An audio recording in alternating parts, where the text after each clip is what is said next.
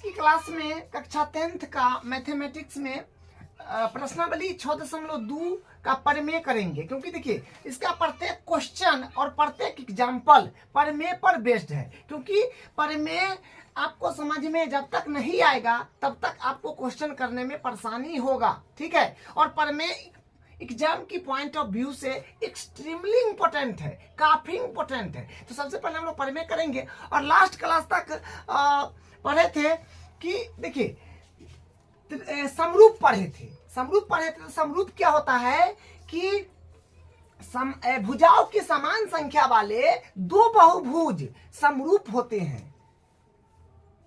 कब? जब दो बात आपको बताए थे, संगत कोण बराबर हो और संगत भुजा समानुपाती हो। जैसे भुजाओं की समान संख्या में त्रिभुज के बारे में भी देखे थे, चतुर्भुज के बारे में भी देखे थे। मतलब भुजाओं की समान संख्या जो होगा ना, त्रिभुज मतलब 4 भुजा वाले, 5 भुजा वाले, 6 भुजा वाले त्रिभुज, चतुर्भुज, पंचभुज, षष्ठभुज, अष्टभुज, नवभुज, सबके लिए ये वैलिड है। कब? जब उनकी संगत कोण बराबर हो और संगत भुजा एक ही अनुपात में हो, यानी समानुपाती हो। लेकिन अपन पढ़ेंगे त्रिभुज के बारे में, क्योंकि अपना चैप्टर जो है वो सिर्फ त्रिभुज के बारे में दिया है, ठीक है। तो अपने त्रिभुज के बारे में पढ़ेंगे, ठीक है। तो त्रिभुज के बारे में पढ़ेंगे तो पहले हम एक बार बताते हैं कि कल क्या किए थे। देखिए दो त्रिभुज था अपने पास में। दो त्रिभुज समरूप कब होता है? ये दो त्रिभुज है अपने पास में, ठीक है। ये दोनों त्रिभुज समरूप कब होंगी? जैसे मान लीजिए कि ये त्रिभुज अपने पास में ABC, ये PQR, ये दोनों त्रिभुज जो है समरूप कब होंगे? उनकी संगत कोण बराबर होगा, प्रत्येक संगत कोण बराबर होगा, प्रत्येक संगत भुजा समानुपाती होगा। तो कोण A जो होगा, कोण A ये बराबर हो जाएगा कोण P का, इसके संगत ये ना है। फिर कोण B जो है ये बराबर होगा कोण Q का। फिर कोण C जो बराबर होगा वो कोण R के बराबर होगा। कोण R के मतलब प्रत्येक संगत कोण बराबर हो। उसके बाद प्रत्येक संगत भुजा एक ही अनुपात में हो, यानी समानुपाती हो। तो AB जो होएगा, AB का अनुपात इसके संगत, AB के संगत कौन है? PQ। तो AB बट्टा PQ बराबर फिर BC बट्टा QR बराबर AC बट्टा PR। इतना चीज जो होगा ना, इतना चीज अगर त्रिभुज में ये बात अगर आ रहा है, ये चीज अगर हो रहा है, प्रत्येक संगत कोण बराबर हो रहा है और प्रत्येक संगत भुजा एक ही अनुपात में हो रहा है, तो वो त्रिभुज समानुपाती होता है, जो आप लास्ट क्लास तक पढ़े थे, ठीक है। आज हम लोग प्रमेय करेंगे। जो प्रमेय अपने पास क्या है उस पर आ जाते हैं, ठीक है। तो ये आपको थोड़ा सा बताए हैं जो लास्ट क्लास तक क्या पढ़े थे। तो प्रमेय पर हम आते हैं। देखिए क्या लिखा है, यदि किसी त्रिभुज की एक भुजा के समांतर अन्य दो भुजाओं को भिन्न भिन्न बिंदुओं पर प्रतिच्छेद करने के लिए एक रेखा खींची जाए तो अन्य दो भुजाएं एक ही अनुपात में विभाजित हो जाती है। तो देखिए इसका कहने का मतलब क्या है, यदि किसी त्रिभुज, तो एगो त्रिभुज बनाइएगा। सबसे पहले ये त्रिभुज है, इसका नाम देते हैं ABC।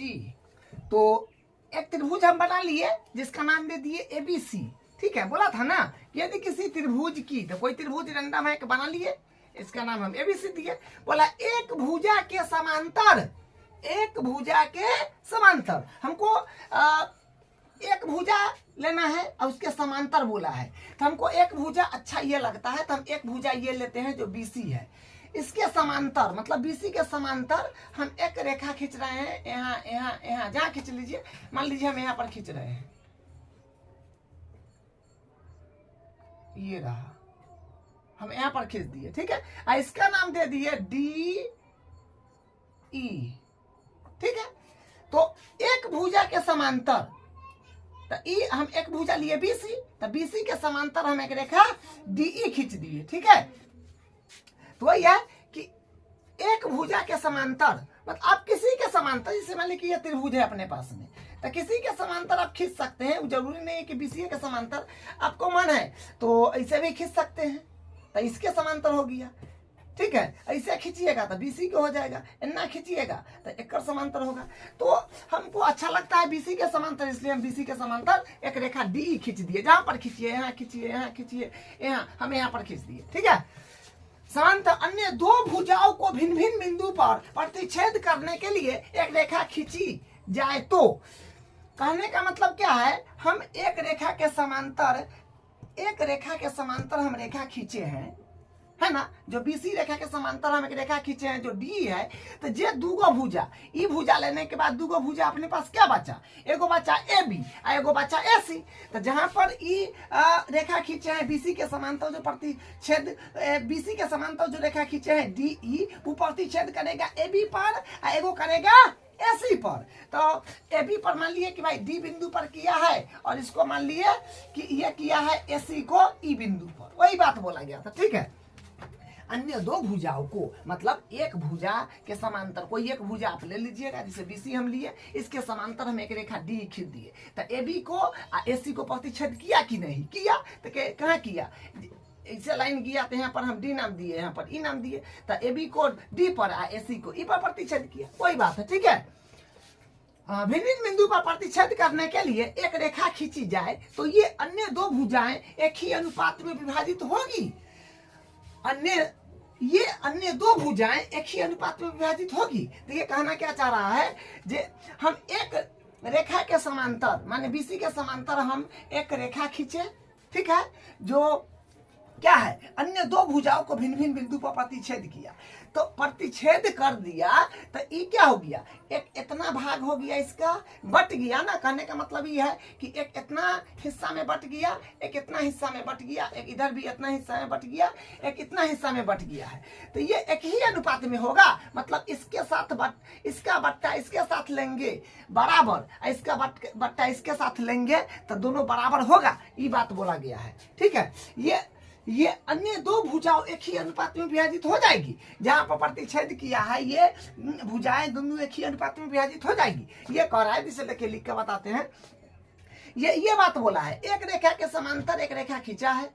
ठीक है, तो हम बीसी के समांतर खींचे थे, क्या बीसी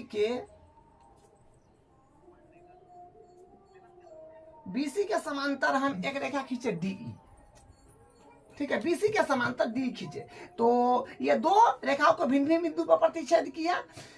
तो प्रतिच्छेद किया तो ये दो रेखाएं एक ही अनुपात में विभाजित हो जाएगी। जैसे ए डी बट्टा डी बी बराबर होगा ए ई बट्टा ई सी।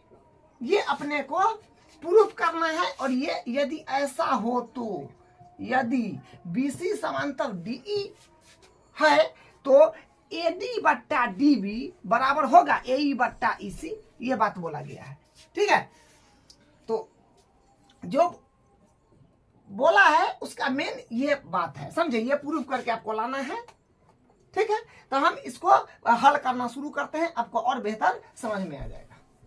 कोई भी प्रमेय को प्रूफ करते हैं ना, तो सबसे पहले लिखते हैं क्या दिया है, क्या प्रूफ करना है, उसके बाद उत्पत्ति करते हैं, और रचना की आवश्यकता है तो पहले रचना करते हैं, तब उसका प्रूफ करते हैं। ठीक है, तो यहां से हम लिखेंगे दिया है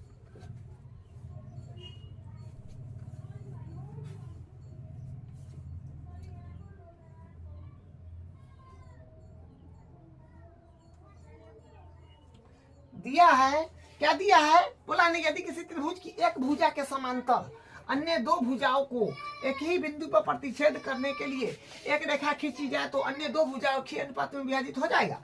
तो देखिए दिया हुआ है अपने पास में जो बीसी समांतर है डीई, बीसी जो है ये समांतर है डीई।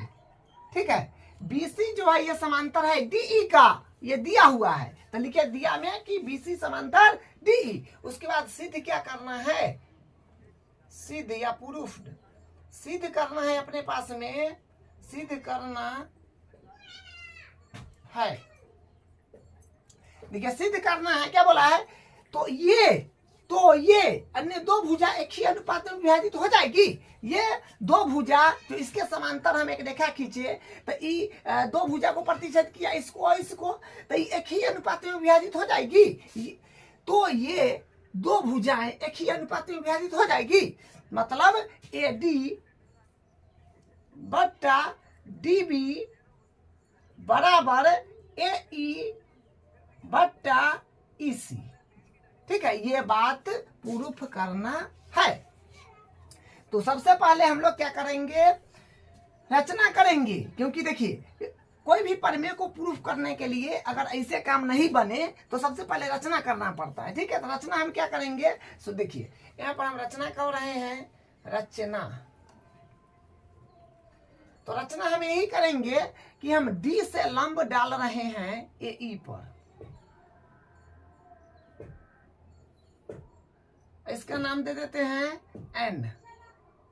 ठीक है, हम D से, शीर्ष D से हम AC भुजा पर लंब डाले हैं, ये लंब है जो DN लंब हो गया। ठीक है, उसी प्रकार हम E शीर्ष E से SB भुजा पर लंब डालेंगे। क्या करेंगे, शीर्ष E से हम AB भुजा पर लंब डालेंगे। ठीक है, तो डालते हैं, तो ये लंब हो गया। ठीक है, शीर्ष E से AB भुजा पर लंब डाल दिए और शीर्ष D से AC भुजा पर लंब डाल दिए, इतना काम किए। ठीक है, उसके बाद अब क्या करेंगे, ये बात पहले लिख लीजिए। ठीक है, ये बात लिख देते हैं एक नंबर में कि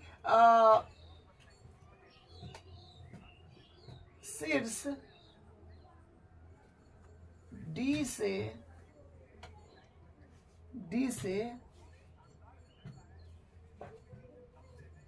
AC पर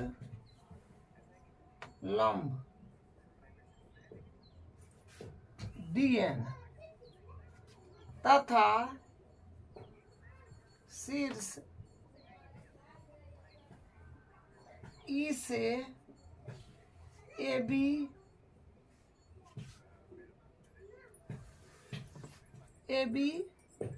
पर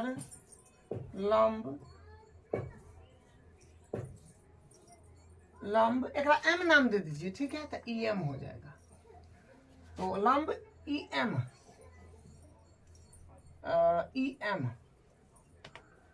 EM खींचा।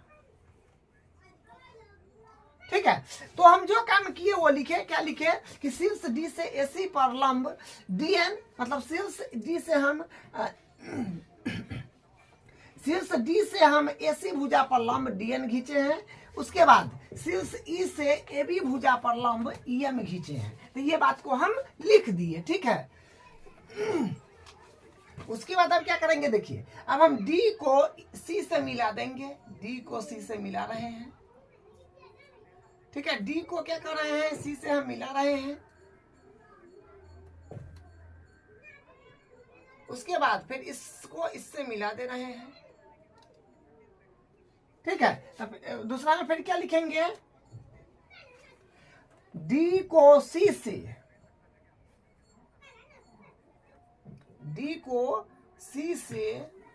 तथा D को C से तथा B को E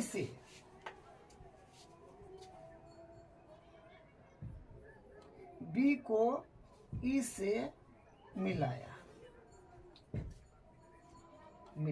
ठीक है, तो जो रचना की है वो लिख दिए। ठीक है, अब हम प्रूफ करेंगे। प्रूफ को हिंदी में बोलते हैं, यहाँ से उपपत्ति करेंगे यानी प्रूफ करेंगे। ठीक है, तो अब यहाँ से उपपत्ति करेंगे तो देखिए क्या करेंगे। देखिए आपको क्या करना है कि सिर्फ देखना है, ध्यान से देखने के बाद आपको समझ में आ जाएगा। एक बार दो बार प्रैक्टिस कीजिएगा, आपको बनाने आ जाएगा। ठीक है, प्रैक्टिस करने से समझ में आता है, बनाने से समझ में आता है। ठीक है, पहले देखिए तो उपपत्ति में हम क्या करेंगे, देखिए हम लेंगे त्रिभुज ADE है ना, ये त्रिभुज ADE वो वाला लेंगे। तो यहाँ पर हम लिखेंगे त्रिभुज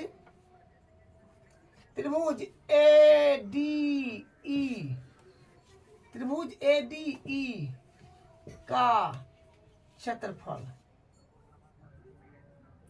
तो त्रिभुज ADE का क्षेत्रफल बराबर क्या हो जाएगा, त्रिभुज का क्षेत्रफल होता है, जो नॉर्मल फार्मूला होता है बेसिक, जो होता है 1/2 गुने आधार गुने ऊंचाई। ठीक है, तो फिर यहां से त्रिभुज डी ई का क्षेत्रफल बराबर AD का क्षेत्रफल, तो 1/2 गुने आधार। देखिए अब यहाँ पर थोड़ा सा ध्यान दीजिएगा, और कोई भी त्रिभुज होगा, कोई भी रेंडम, जैसे ये त्रिभुज है मान लीजिए, न्यूनकोण त्रिभुज है, तो हम इस शीर्ष से अगर लंब डालेंगे तो यहाँ पर आके पड़ेगा, ठीक है, तो ये लंब होगा। तो लंब जो हो जाएगा आपका ऊंचाई हो जाएगा, लंब ही ऊंचाई होता है, ठीक है। और लंब जिस भुजा पर पड़ेगा वो भुजा आधार हो जाएगा। जैसे यहाँ से लंब डाले तो ये तो लंब हो गया अपन, और जे भुजा पर लंब पड़ा, नीचे वाला पर लंब पड़ा, तो नीचे वाला आधार का काम करेगा, समझे। वही बात ध्यान रखना है कि जैसे हम ये त्रिभुज लिए हैं ADE में, तो लंब जो है, लंब देखिए ये लंब है, क्या है जो है EM, तो लंब और ऊंचाई, लंब ऊंचाई क्या काम करता है कि जितना लंबा लंब है उतना ही ऊंचाई होगा, वही ऊंचाई होता है। तो ऊंचाई अपने पास EM हो जाएगा।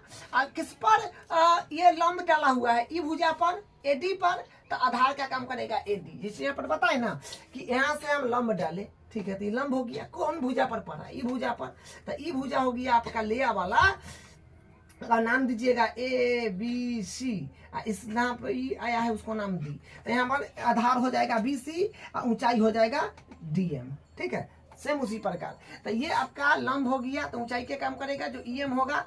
ई किस भुजा पर डाला गया है, तो AD पर, तो AD आधार हो जाएगा। यहाँ से लिखेंगे आधार हो गया आपका AD गुने ऊंचाई आपका लंब हो जाएगा जो EM है, ठीक है। इसको इक्वेशन नंबर 1 नाम दे दीजिए। उसके बाद अब हम लेंगे कौन त्रिभुज, तो देखिए अब हम लेंगे ये वाला त्रिभुज, अपने पास में ये वाला त्रिभुज है, इसको अब लेंगे,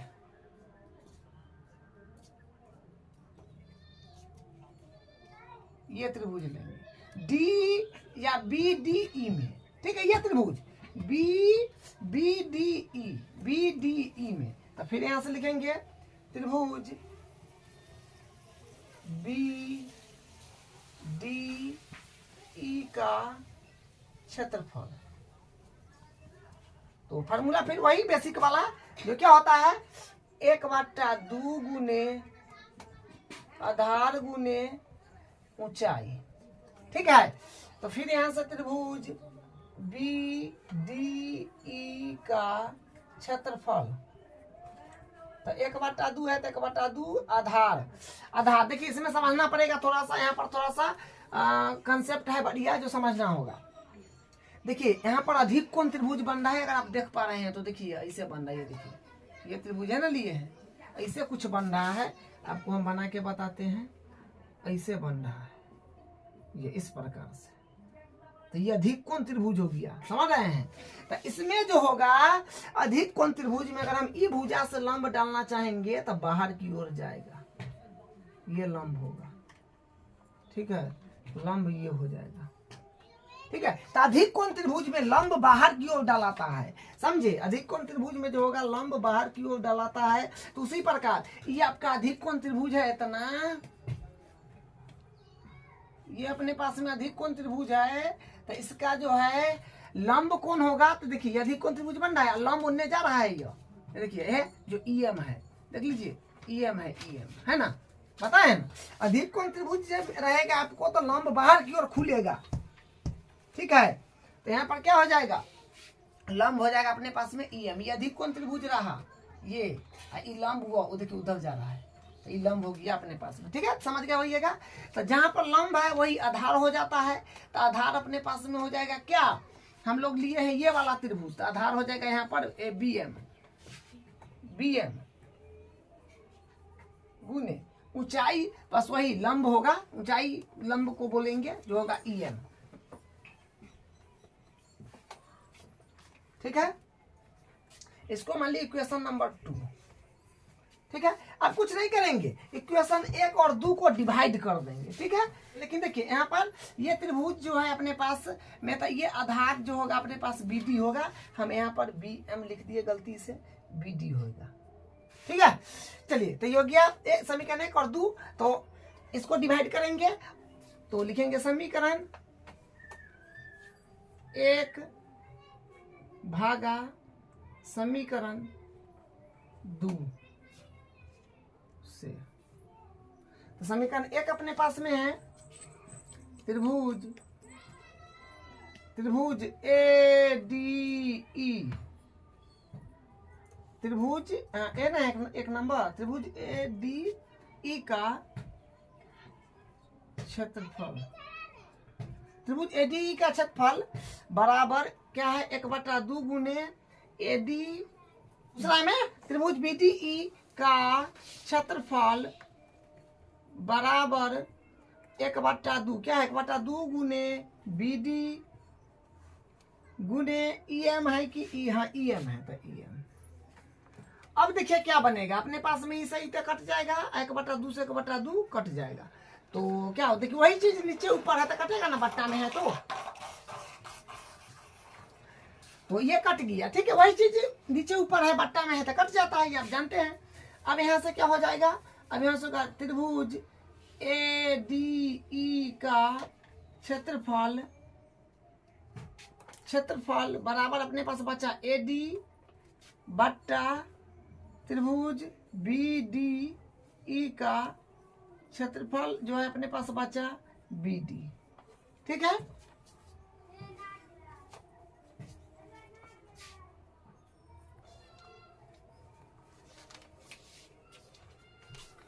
तो ये आया, अब इसको समीकरण आप मान लीजिएगा 3, ठीक है, इसको समीकरण 3 मान लेंगे, बस इतना काम करेंगे, ये हो गया अपने पास में समीकरण 3।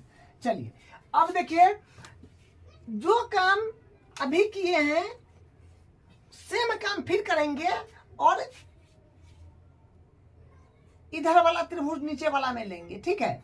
अभी क्या किए, ऊपर वाला त्रिभुज लिए, फिर ये वाला त्रिभुज लिए, तो इतना तक पहुंचे, सेम काम करके फिर ये वाला त्रिभुज लेंगे और फिर यहाँ से ये वाला त्रिभुज लेंगे, तो ये काम अब करेंगे, ठीक है। तो अब देखिए यहाँ से फिर, तो अब हम यहाँ से करेंगे, फिर हो जाएगा अपने पास त्रिभुज, अब त्रिभुज ए डी ई में, सॉरी, अब फिर इसका क्षेत्रफल निकालेंगे, त्रिभुज ए डी ई का क्षेत्रफल, तो त्रिभुज ए डी ई का क्षेत्रफल मतलब जितना काम अभी किए हैं ना सेम काम फिर करेंगे, समझे। ये वाला त्रिभुज लेंगे और उसके बाद फिर इधर जो बन रहा है ये वाला लेंगे, ठीक है। तो वही लिखेंगे, त्रिभुज ए डी ई का क्षेत्रफल बराबर, फार्मूला तो वही होता है कॉमन, जो 1/2 गुने आधार गुने ऊंचाई, तो आधार गुने ऊंचाई। चलिए, तो यहां से क्या होगा, त्रिभुज ए डी ई का क्षेत्रफल बराबर 1/2 और आधार, फिर समझिए बात को, ये त्रिभुज है अपने पास में,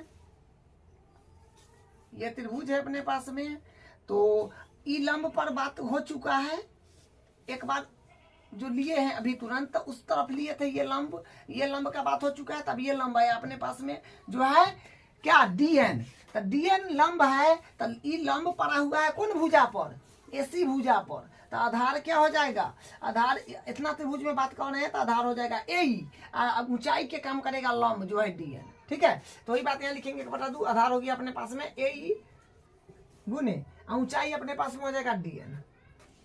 इसको मान लीजिए क्वेश्चन नंबर 3 तक हो चुका है, 4 मान लीजिए, क्वेश्चन नंबर 4 हो जाएगा, ठीक है। उसके बाद फिर आप क्या काम कीजिए, नीचे वाला में त्रिभुज का क्षेत्रफल लगा दीजिए, फिर यहाँ से सेम काम करना है, समझे, तो ये इसमें फिर लगा देंगे, तो फिर क्या हुआ, त्रिभुज डी ई सी में फिर होगा त्रिभुज, फिर त्रिभुज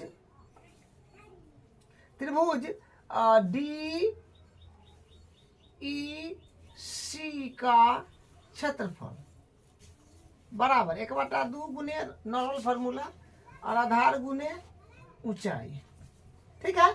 अब देखिए क्या आ जाएगा, यहां से त्रिभुज डी ई सी का क्षेत्रफल, तो 1/2 गुने आधार, देखिए फिर समझिए, आपको ये वाला बात और बताते हैं एक बार। देखिए ये जो है कोई भी अधिक कोण त्रिभुज अगर होगा ना अपने पास में, तो ये क्या, देखिए इस पर जो लंब डालिएगा, मान लीजिए यहाँ से लंब डाल रहे हैं तो ये बाहर की ओर जाएगा, ठीक है। तो उसी प्रकार इसमें जो है ये अधिक कोण त्रिभुज अपने पास में, ये देखिए ये अधिक कोण त्रिभुज, ठीक है। तो यहाँ से ये लंब डाला हुआ है, देखिए सॉरी यहाँ से ये वाला लंब, ये वाला लंब का बात हो चुका है, ये लंब डाला हुआ है, ठीक है। ये रहा आपका लंब, ठीक है। तो लंब हो जाएगा अपने पास में क्या, DN, ठीक है।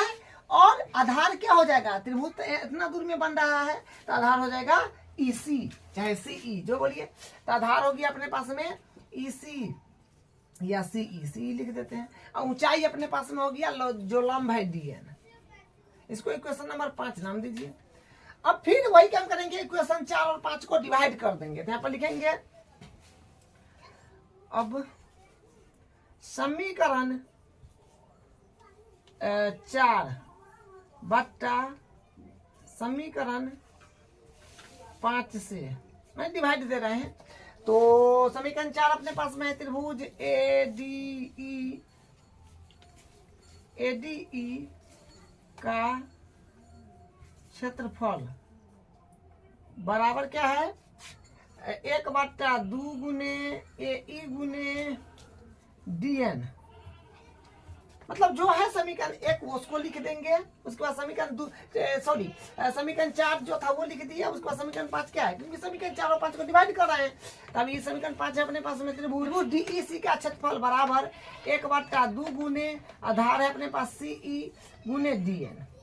तो 1/2 से 1/2 कट जाएगा और DN से DN कट जाएगा। तो अपने पास फिर क्या बचा है यहाँ पर, त्रिभुज ADE का क्षेत्रफल बट्टा त्रिभुज DEC का क्षेत्रफल, कट पीट के क्या बचा, AE बट्टा बचा है EC, ठीक है। इसको समीकरण मान लेते हैं। त्रिभुज ऊपर में लिए तो ई लंब पर ऊपर भी त्रिभुज का क्षेत्रफल लगाए, यहाँ पर अधिक कोण बन रहा था उसमें भी लगाए। उसी प्रकार ये त्रिभुज का क्षेत्रफल, ये ई लंब पर त्रिभुज का क्षेत्रफल लगाए, और यहाँ पर जो अधिक कोण नीचे बन रहा था उस पर त्रिभुज का क्षेत्रफल लगाए, और लंब दोनों में वही था। यहाँ से जो मेन इक्वेशन इसका बना, ये बना, इसका ये बना, ठीक है। अब ये दोनों इक्वेशन से जो प्रूव करना था वो अपने पास में आ जाएगा, ठीक है। तब वो आगे हम यहाँ से करते हैं। हम क्या करेंगे, देखिए आप 9th क्लास में एक बात पढ़े थे कि देखिए ये अपने पास में ये 2 समांतर रेखा है,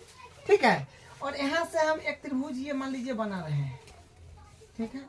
फिर यहाँ से मान लीजिए हम ये त्रिभुज बना रहे हैं, फिर यहाँ से मान लीजिए ये, मतलब जितना भी बनाना हो बना सकते हैं। तो आपने क्या पढ़े थे कि 2 समांतर रेखा और एक ही आधार के बीच स्थित त्रिभुज का क्षेत्रफल जो होता है वो बराबर होता है। तो वही बात यहाँ पर लगेगा, ठीक है। वही बात यहाँ पर लगेगा कि देखिए ये 2 समांतर रेखा है, इसके समांतर ही है तो दोनों समांतर न हो गया। तो समांतर रेखा और वही आधार है, एक ही आधार के बीच स्थित त्रिभुज का क्षेत्रफल बराबर होते हैं। तो क्या हो जाएगा यहाँ से, इसका क्षेत्रफल जो है त्रिभुज BDE का क्षेत्रफल बराबर होगा त्रिभुज DEC का क्षेत्रफल का, ठीक है। तो ये बात हम लिखते हैं। तो यहाँ से हम लिख दिए कि चूंकि बात जानते हैं आप, 2 समांतर रेखाओं के बीच एक ही आधार पर बने सभी त्रिभुज का क्षेत्रफल बराबर होता है। अतः DE समांतर BC, मतलब ये जो है ना DE, देखिए ना DE समांतर है BC का, सॉरी BD ना, DE समांतर DE हाँ ठीक है DE समांतर BC, माने पहले इसको लिखा गया बाद में इसको लिखा गया। तो DE समांतर BC तथा त्रिभुज BDE व त्रिभुज DEC दोनों एक ही आधार पर बने हैं। दोनों जो है एक ही आधार पर बने हैं, मतलब ये आधार है, ऐसी पर दोनों त्रिभुज बना हुआ है। तो हम क्या कहेंगे कि त्रिभुज ये वाला जो है BDE का क्षेत्रफल और त्रिभुज DEC का क्षेत्रफल बराबर हो जाएगा, ठीक है। जो 9th में आप पढ़े हैं, ठीक है। नहीं पढ़े हैं तो बस ये बात बोले हैं ना, बस ये बात ध्यान में बैठा लीजिए। यहाँ से लिखेंगे अतः त्रिभुज BDE, ठीक है, BDE ये वाला त्रिभुज BDE का क्षेत्रफल बराबर त्रिभुज DEC का क्षेत्रफल, माने बराबर हो जाएगा, समझे। तो ये इसको मान लीजिएगा, अगर इक्वेशन नंबर अपन में हो गया 6 7 मान लीजिए, ठीक है, इक्वेशन 7 हो गया। अब कुछ नहीं करना है, मान को सिर्फ चेंज कर दीजिए, या तो समीकरण समीकरण 6 में मान को चेंज कर लीजिए, या समीकरण 3 में मान को चेंज कर लीजिए। हम 3 में कर देते हैं, ठीक है। तो लिखेंगे समीकरण 8 है, 7 है ये, ठीक है, 7। समीकरण 7 से मान समीकरण 3 में रखने पर, तो रखिए। अब किसके जगह रखिएगा, तो हम रख देते हैं BDE के जगह हम लिख सकते हैं ना, BDE के जगह DEC, तो इसको चेंज कर देते हैं, ठीक है। तो लिखेंगे त्रिभुज ADE का क्षेत्रफल बराबर है AD फिर बट्टा ये जो है अपने पास में त्रिभुज BDE का क्षेत्रफल।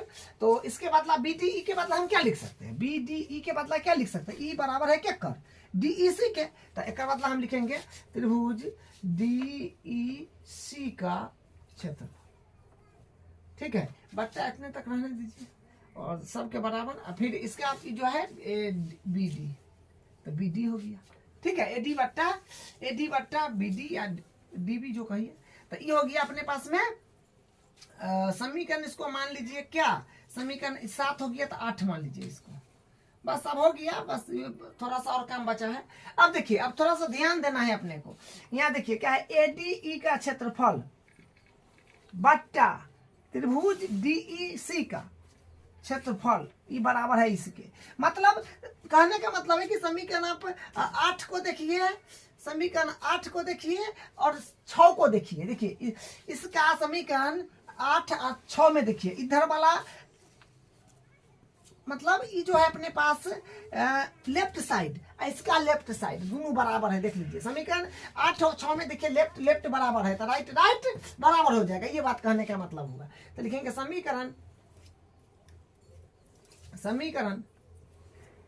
6 व 7 8 से, समीकरण 6 व 8 से, तो क्या होगा। देखिए समीकरण 6 अपने पास क्या है, 8 क्या है। देखिए इसका लेफ्ट बराबर है, सेम है दोनों, देखिए एकदम सेम है। तो सेम है तो ये बराबर है, तो वो बराबर हो जाएगा, मिल जाएगा आके।